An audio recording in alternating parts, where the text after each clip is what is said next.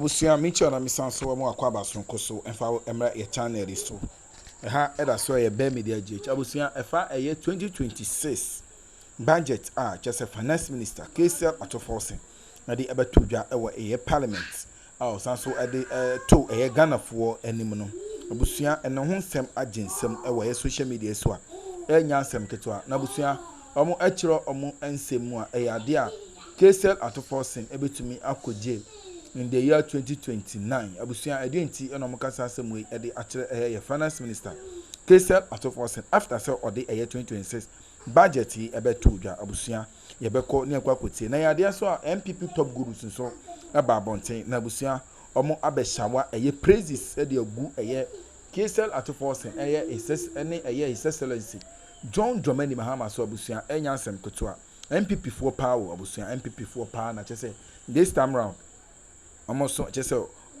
ajim komia on live TV abusia omo e praise eye KCL atoforce omo chomo nsemu a omo enti ase because His Excellency John Dramani Mahama and the finance minister KCL atoforce this year omo nkobo abusia bia enti nyoma na omo eye nbebebe no eho eye sika no omo enya ede efri hin no omo de ayesa nyoma na abusia ensem na betodwa no edoso na yade na kwame Joanto ade abusia ono de echese eba eye ECG ekwan a echese the energy sector atumi abom ho modern to the extent say omo atumi raise omo revenue for 900 million Ghana cedis to 1.7 billion Ghana cedis monthly. Just say abusia ensem no doso how that say be me there GH say ene de connect channel iswa e be se woni di no bo kwan so be subscribe be like na wa bo aso a share for person bi atie no anya bi atie yente ne course emasisia ye do ase yenye ni pabone for because Dr. Johnson Esiama pandit in Koko jail and I say Muhammad said that be go and be the governor until no tihon onimade a wa anye ni ya that obetima ko jail Dr. KCL atoforce ambulance issue and Koko jail until next sort finance ministry and no dey na wo marry Atta so he is minded by the fact he says one chichiri Ghana year my economy na nko he can go to jail in 2029 again Dr. KCL atoforce I have said it say we need the crowd and other finance minister and to say and now wo PSC that won call finance minister we need the other call we journalism na call what am I say now from 1992 I won't go below that Ghana yenye a casual review of finance minister yenye omunyina from Boche Kwame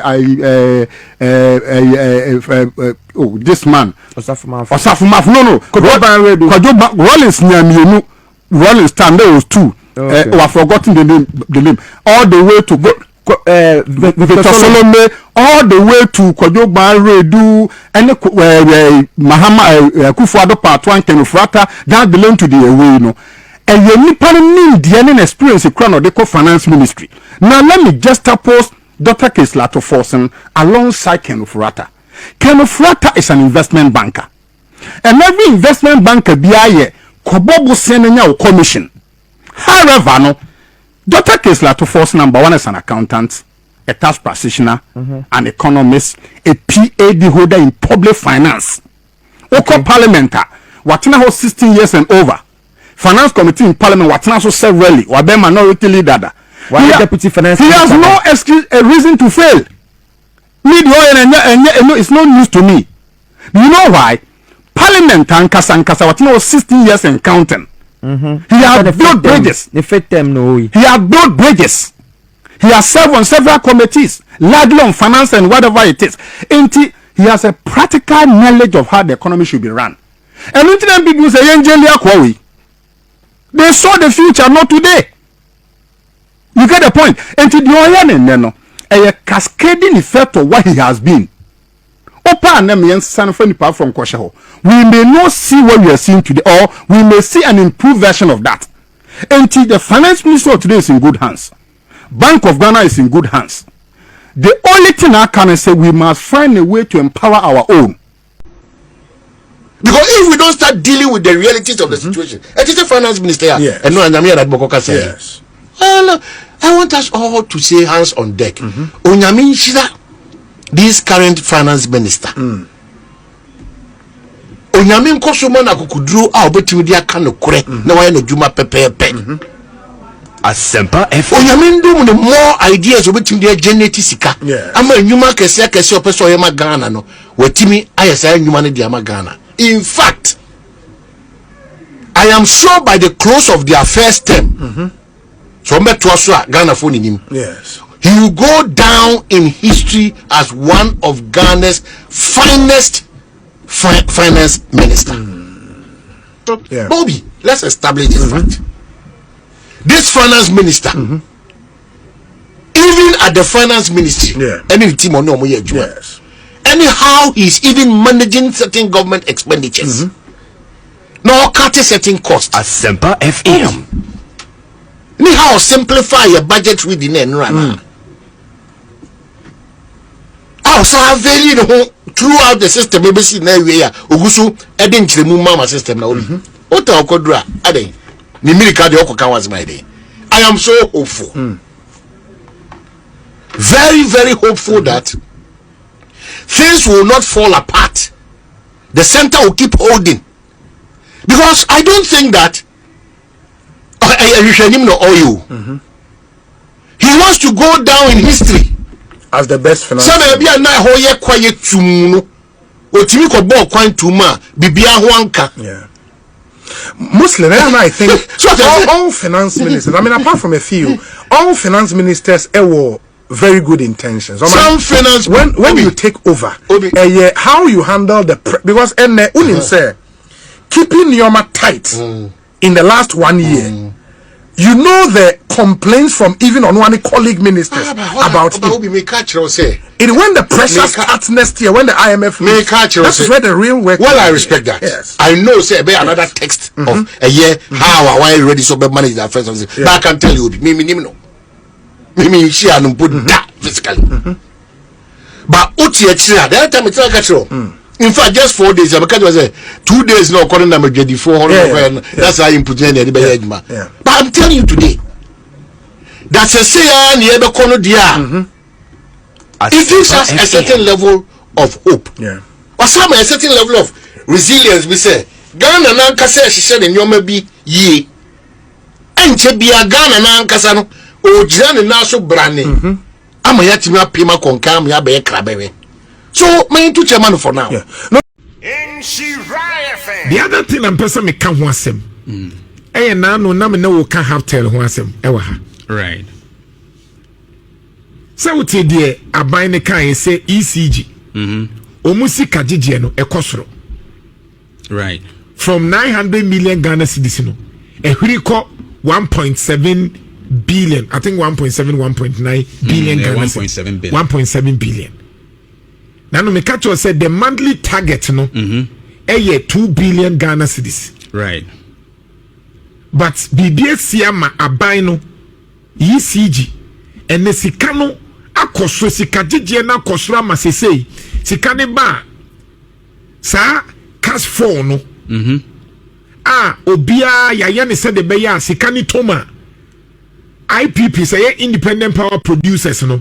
First no mo ka say abantua men kana betum no say obi anya ne de kakra enti eso a wo de wo ma na wanya wo de kakra right and enti na amadum son sem no eso et no right so the na me kan wa ha ne say eye incompetent enti wo hia aban bi obeye serious say de beya ECG beye serious agigi sika no wa hu de asi Asemna na me can say you don't necessarily need Haptel. What you need is say ubedi and shisheye papa bi beto.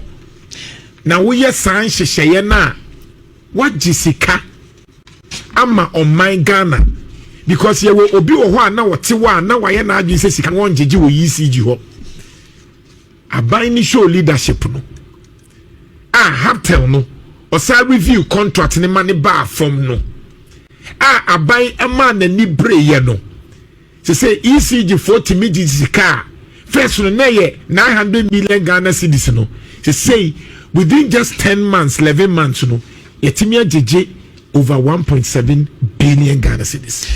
So this points to the fact that most of the contract are just signed or how including our oil normal baby or how but I think the point we were making was that the idea wasn't wrong. The idea of bringing in that thing wasn't wrong, but contract, the way I see it, a benefit the other a company now or banoni adeno, and which the country has to take a real look at, and that is exactly what you were saying is out of force now, a review of the contract between Haptel anyway, and so I believe say we should channel this one to other contracts now. Whether say oil, any sector that will go about, you know, a contractor be prudent. Let them first say ya brain. Media they make can say I don't have a problem. Say I buy be na adwin say ankran so enye bidia eye. Me nips a problem no. The other me what problem no say I buy no betimi aya. Yeah. Ankran sam no embemu. Yeah. But uti. Yeah. Because sikano usi obi ntimi njiji ni yie dia yen hihye to na nipa no enjiji ni yie mawo. Right. Obi wie sika no si ano kwan se de be nipa kro ni wie sika. If you say have to dear cry ye fan say 2% impo a sa sika no you just need a competent person to fill in the Haptel area no. Right. But what you say, you just need somebody to say, ye mini gunti ni ekofa company bi buy. And see sa company ni so ye jiji sika ni nyina wi ne percent na ni commission no. Sa sika no nti yentimi nchi obi kama ni nsi ano. Okay. What you say? Right. Because now that why you calculation mommy. Now that a year 1.7 million Ghana cedis no. Billion. Yeah. 1.7 billion Ghana cedis no. Say Haptel jimu 1% to credit saying. That's about 170 million. Haptel or Jimu. As I make a note, I say, me say, sir, 1.7 billion Ghana cedis near Yajino. Say Haptel, and I did you know when the commission 1% in point? Sikase no benya. 10% and now 1%. 1% mean 1%. That will be around about 17 million. Let's take it that way. Yeah. Which is 170 billion. Yeah. And you partner say yentimi ntia obika bosome 20,000. Na onye say adwuma na Haptel ye no by making sure say sikani agene pepepe. Right. A question na mi busa no nyima no. O say tie mi ha. Say adenti a mintimi nti wase ewo. Say yempe obi ne say. Eye bibini we Ghana ni. Debi so we ne sadia. No, nana over the years. We ne sadia. Over the years. Over the years no betimi ayama na yi. But it's still using the Haptel technology. What I am saying is that just review contract. What I am country need benefit. I understand. But the idea of bringing that technology wasn't wrong. And no me make us say so the nipa be replaces technology now. Say nipa be discount. So we so go back to the same. Remember simple thing. National service for ne buy no. Right. Omu be hu say national service for technology no mu use back no no di wi ade meboa. Omu di wi ade. Omu di wi ade. Yeah. San yesusu no. National service no omu kan dey. Sa app na omu use no. International service omu ba omu use app foforo bi. A national service for deal. Omo the app for aba. A national service for enna air coordinate. And no working effectively. Working effectively. And that's what I'm saying, say. Which is for the abai and not ankrankre. Which is for the abai and abai a national service for app na no omu use no. And no na near see a bokrono and abai am a different app. No na omode ye national service ono no ya monitor untimi ndisika.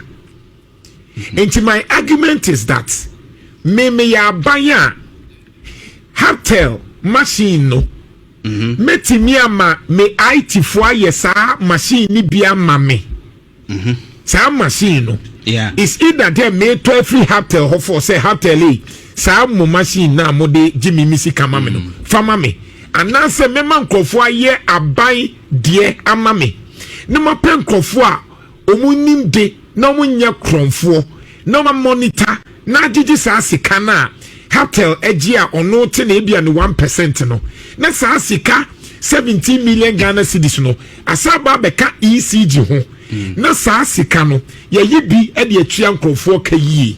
So another challenge is not the technology now but the contract.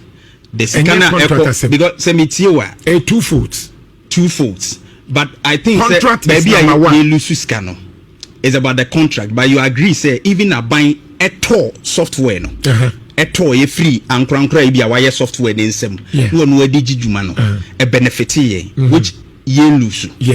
Now through the contract and say a buy no ato and on to especially with national service so men have don't tell you say have till the end of the year do and the year have till the no on to you we review until have no e boy ECG sika and I was saying have till so won the commission and I'm saying say sa commission you know still na you betimi anya aban dia you betimi atua nkofo ka na aban app no aye adwuma have till ye no na sa sika na nka have till benya no aba aban ho na ECG dia bi o madwumam.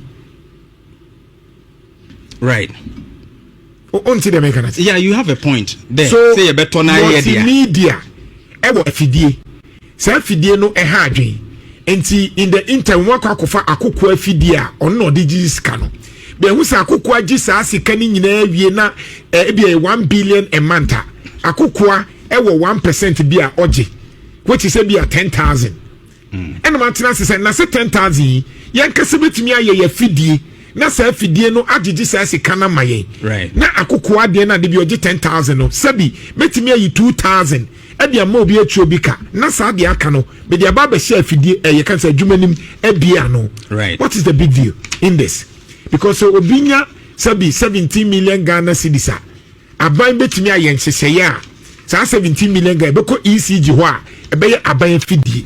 For me in general member ato 8/10 waya ade right the okaye ni nyina no based on data right. Yes of course and nyina no benya the right na who say nkofo bi de ba ne na se for but whatever it is I think say ye nyina njintum say he's done well aban way Joma Hama aban part 2 no chen na no thank you Nana Kwejo Jantwa and Shawan 04.5